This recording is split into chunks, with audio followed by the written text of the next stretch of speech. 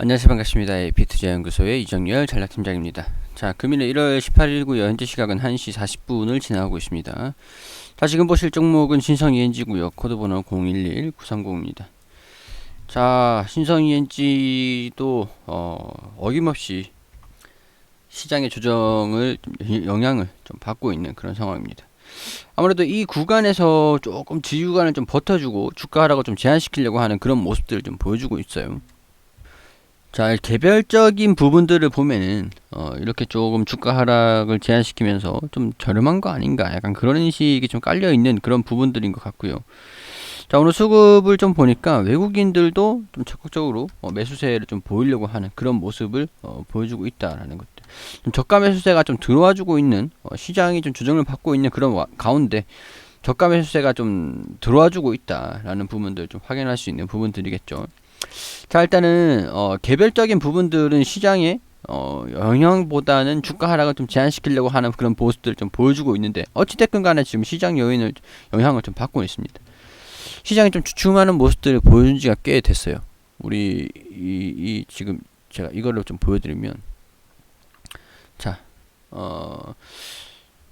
제가 계속 최근에 자주 시장에 대해서 계속 언급을 해드리잖아요. 그만큼 시장에 뭔가 있구나라고 생각을 하시면 됩니다. 그 뭔가는 제가 계속 설명을 드리고 있는 부분들이었고, 제가 다른 종목들에서 좀 말씀을 좀 드리긴 했었지만은, 삼성전자 브리핑을 좀 드리면서 이 부분들 계속 체크를 하시라고, 반드시 보시라고 말씀을 계속 드렸습니다. 삼성전자. 자, 삼성전자 이 시황 체크, 10월 15일 시황 체크랑, 그리고 1월 12일 삼성전자. 우리 채널에 삼성전자라고 치면은 나오거든요. 채널 내에서 삼성전자라고 치시면 이렇게 나와요. 이 영상이 나와요. 나옵니다. 이 영상을 지금 알고 시장을 지금 바라보는 관점이랑 모르고 바라보는 관점이랑은 천지 차이입니다. 천지 차이. 그렇기 때문에 뭐 이 영상을 꼭 시장이 지금 조정받는 원인들이 궁금하신 분들 같은 경우에는 12일과 15일 영상, 이 영상을 주목해서 패드에서 파월 시장이 원하는 답이 없었다. 무슨 답을 원했냐? 그런 것들은 제가 여기 그 1월 12일에 이런 것들을 좀 말씀을 드렸기 때문에 알고 보는 거랑 모르고 보는 거랑은 천지차입니다.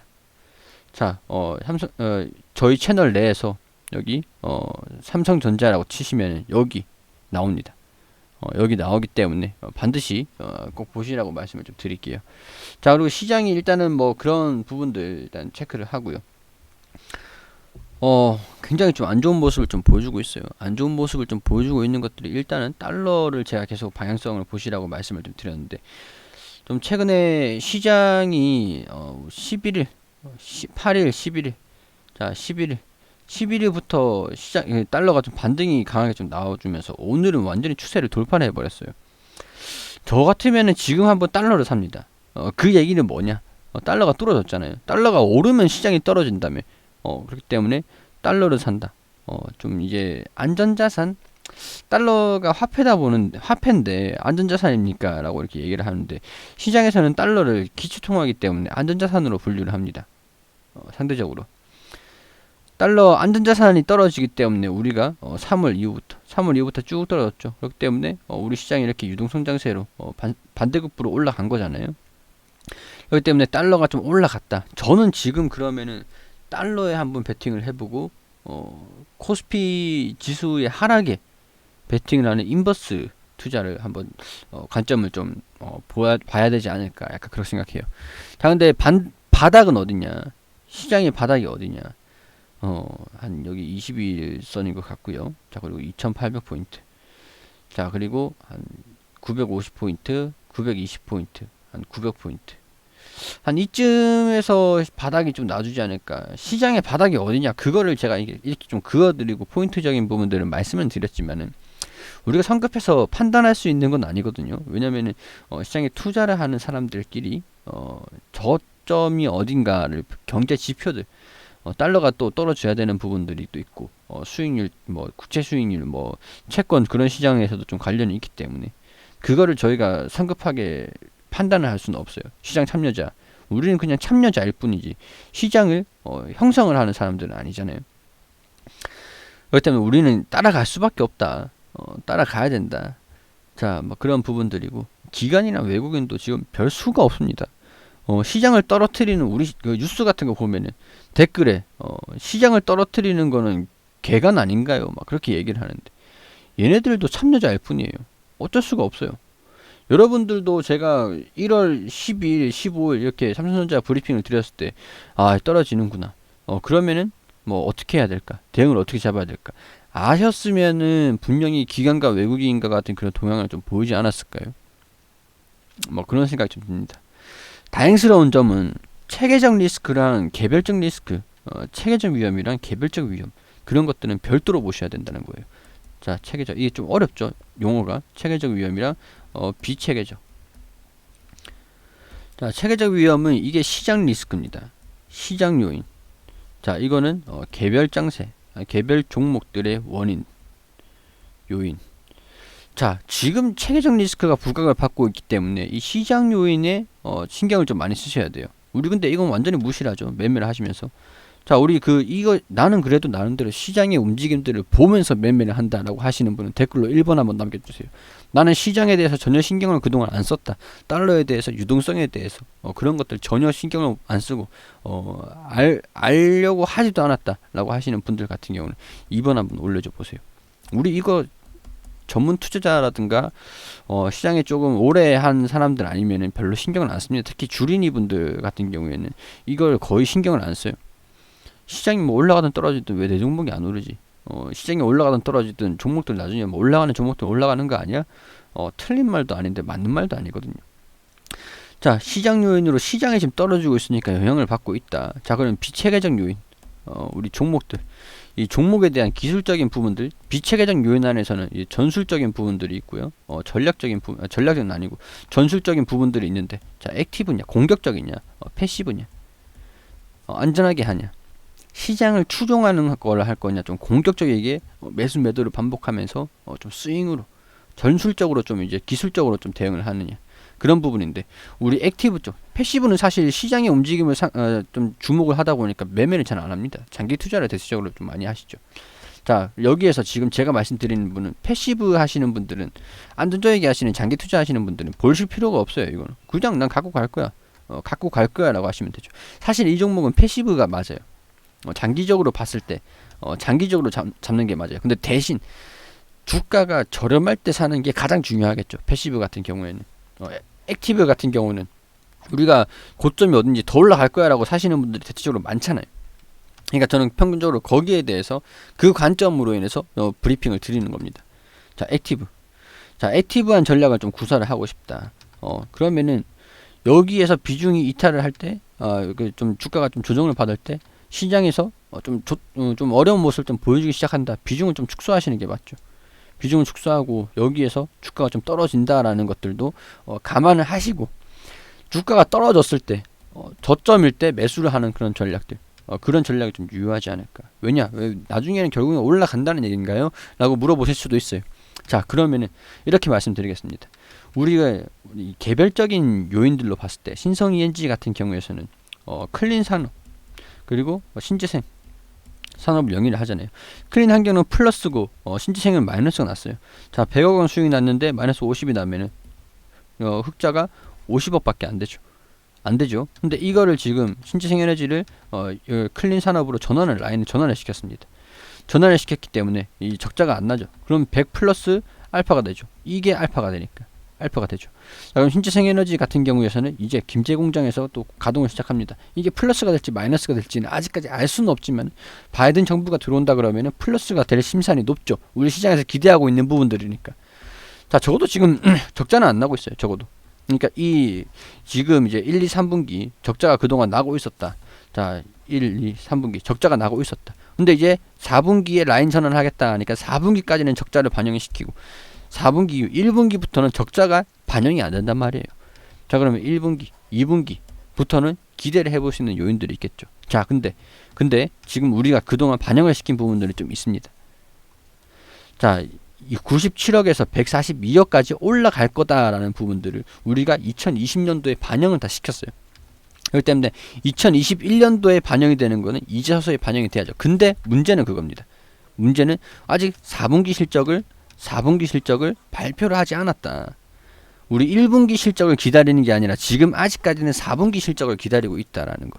자, 타이밍적인 부분들을 어떻게 해요? 4분기 실적을 먼저 체크를 하고 지금 바닥이 어디냐? 분할 매수로 이제 비중 축소를 한 다음에 여기서 반등이 나오면은 뭐 그냥 그대로 갖고 가시는 거고, 떨어진다 그러면 분할 여기 그 더 매수를 해야지라는 그 대응에 대한 여력들, 이게 약간 패시브가 아니라 액티브가 되겠죠. 공격적인. 주가가 저렴하다라고 생각할 때 매수를 하고 고평가가 될 때는 매도를 하고, 그게 액티브잖아요. 공격적인. 자, 그렇기 때문에 우리가 일단 4분기 실적들이 나오기 전에 아마 빠르면 1분기 말, 늦으면 2분기 중순까지는 나올 겁니다. 자, 그 과정에서 그리고 1월 20일 바이든 정부가 출범을 하죠. 우리 신재생에너지 이런 부분들 좀 기대를 하고 있는 부분들이잖아요. 그렇기 때문에 여기에서 주가가 좀 이탈을 하는지 20일까지는 할까지 시간이 좀 남아 있어요. 한 이거래 좀 남아 있긴 합니다. 자, 오늘 미국 시장도 휴장이기 때문에 그런 부분들도 참 감안을 하시고, 혹시라도 조정을 받으면 바이든 정부가, 제가 계속 1월 20일 계속 말씀을 드렸는데, 바이든 정부가 출범을 해도 정책이 언제 나올지는 알 수는 없는 부분이에요. 실질적으로 정책이 공개가 돼야 이런 기대감으로 좀 조성을 좀 하다가 기대감을 반영을 하다가 정책적인 부분들이 반영이 되면은, 이제 공개가 되면은 그런 부분들을 언제 반영할 것이냐, 시장이 언제 반영을 할 것이냐라는 부분들은 우리가 알 수는 없는 부분입니다. 기다릴 수밖에 없는 부분이에요. 자, 그렇기 때문에 사실 이 종목 같은 경우는 나는 저점에서 계속 매수를 한다. 그냥 액티브 공격적인 그런 종목이라고 할 수가 있는데, 주가가 좀 떨어지고 올라가든 떨어지든 난 그냥 저점에서 한번 매수하고 꾸준히 장기적으로 갈 거야. 먼 미래 예상 수익률을 우리 예측을 하고 들어간다 보니까, 자, 장기 종목, 중기 종목이라고 볼 수가 있는 것 같아요. 이해되시겠죠? 좀 살짝 중기까지 보다도 뭐 살짝 중기 스윙? 약간 그 정도까지라고 생각하시면 될 것 같습니다. 주가가 떨어지면 어떻게 대응을 해야 되는지 전략적인 부분들이 다 나왔죠. 우리 조금만 생각하면 어떻게 해야겠다라는 부분들을 바로 알 수 있는 부분들이죠. 이렇게 되면. 자, 뭐 주가가 좀 떨어진다라고 하는 것들은 시장성 요인들로 인해서 같이 떨어지고 있는 부분들이고, 대부분의 종목들이 하락을 해버리면요, 대부분의 종목들이 같이 떨어진다. 이 종목들은 다 계약적으로 제각각 모멘텀적인 부분들이 없을까요? 그건 아니거든요. 이 종목들이 다 같이 떨어지는 이유들이 분명히 있다. 시장이 떨어지기 때문에. 자, 그럼 이 종목들이 다 같이 떨어진다. 그럼 시장이 떨어지기 때문에 다 같이 떨어진다. 시장이 반등이 나오면 반등 나왔으니까 다 같이 올라간다. 사실 우리 이런 부분들은 주식을 조금 해보신 분들 같은 경우에서는 다 경험을 해보신 부분들이거든요. 자, 이런 부분들 체크를 하시고 우리 시장 흐름들을 따라갈 수밖에 없다라는 것들. 지금 잠깐 손실 보시고 비중 좀 축소하셔도 되시고, 아니면 그냥 들고 있다가 난 분할 매수할래, 대응 여력이 있으신 분들은 그렇게 하시면 되겠죠. 여기서 반등 나오는 거 확인이 나오고 대응을 잡아야겠다 라고 하시는 분들은 그렇게 하시면 되시는 거고. 자, 그런 부분들이니까 항상 우리 매매를 할 때는 현금에 대한 여력은 항상 확보를 해 두셔야 된다. 이런 상황이 진행이 될 수가 있기 때문에 지금 여러분들은 그런 과정들을 겪어가고 있는 겁니다. 그렇기 때문에 너무 실망하지 마시고, 너무 이렇게 마음 막 쓰지 마시고, 스트레스 받지 마시고, 그냥 시장에 순종해서 따라간다라고 생각하면 마음 편하실 겁니다. 그리고 우리 소장님께서 매일매일 무료로 종목을 추천드리고 있습니다. 검색창에 AP투자연구소라고 검색하시면 상단에 홈페이지가 나옵니다. 여기 들어오시게 되시면 여기 라이브 깜빡깜빡 거리시는데 2021년 무료 추천 종목 게시판으로 들어올게요.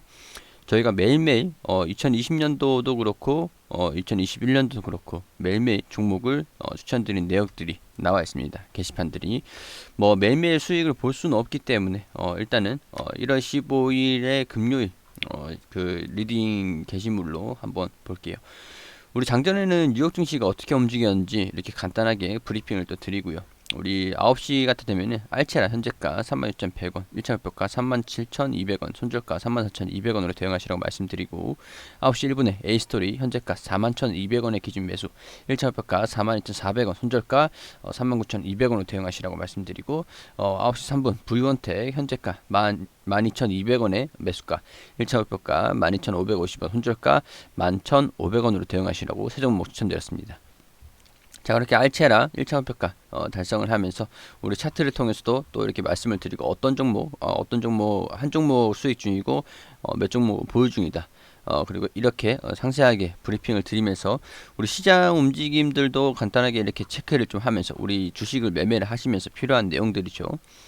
자, 이런 부분들 다 이렇게 소개를 좀 드리면서 종목을 매매 단기적으로 좀 빠르게 수익을 내실 수 있는 종목들로 좀 안내 드리다 보니까 어느 정도 리스크는 좀 있는 편이긴 합니다. 자, 이렇게 평균적인 수익률, 이렇게 저희 추천드렸던 내역들, 종목들 수익률 이렇게 좀 안내를 좀 드리면서 도움이 좀 필요하신 분들한테 좀 단기적으로 도움을 좀 드릴 수 있도록 종목을 추천드리는 겁니다. 자, 이렇게 좀 단기적으로 좀 수익을 낼 수 있는 그런 종목들을 좀 보고 싶다, 필요하다, 그렇게 생각되시는 분들께서는 홈페이지 들어오셔가지고 도움을 좀 받으시는 것도 괜찮을 것 같다라는 말씀 드릴 수 있도록 하겠습니다.